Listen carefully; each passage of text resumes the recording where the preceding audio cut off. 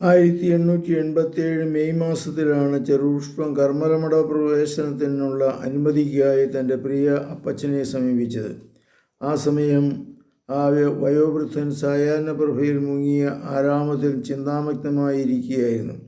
ക്രിസ്മസിന് മുമ്പായി കർമ്മലമഠത്തിൽ പ്രവേശിച്ച് താൻ ഏറെ നാൾ നിന്ന് കൊണ്ടുനടന്ന ഹൃദയാഭിലാഷം പൂർത്തിയാക്കണമെന്നും ഈശോയുടെ സ്വന്തമായി ജീവിക്കുവാനുള്ള അനുമതി തരണമെന്നും അവൾ അപ്പച്ചനോട് വിനീതമായി അപേക്ഷിച്ചു. തൻ്റെ ഹൃദയത്തെ നന്നേ കവർന്ന കൊച്ചുറാണിയുടെ അഭിലാഷ പ്രകടനം ആ പിതാവിനെ ഏറെ ദുഃഖത്തിലാഴ്ത്തി. എങ്കിലും ഹൃദയത്തിൻ്റെ തുടിപ്പുകളെയും വചനത്തിലെ ഭാവഭേദങ്ങളെയും നിയന്ത്രിച്ചുകൊണ്ട് അദ്ദേഹം അവൾക്ക് അനുവാദം കൊടുത്തു. അശ്രുകരണങ്ങൾ വീഴാതിരുന്നില്ല.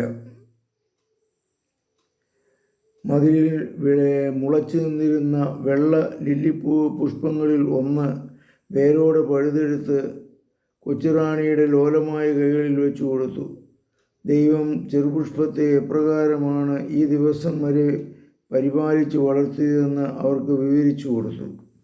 പരിശുദ്ധ പരമദിവ്യകാരുണ്യത്തിന് നേരവും ആരാധനയും സ്തുതിയും പുകഴ്ചയും ഉണ്ടായിരിക്കട്ടെ. ഈശോ മിശിഹായ്ക്കും സ്തുതിയായിരിക്കട്ടെ.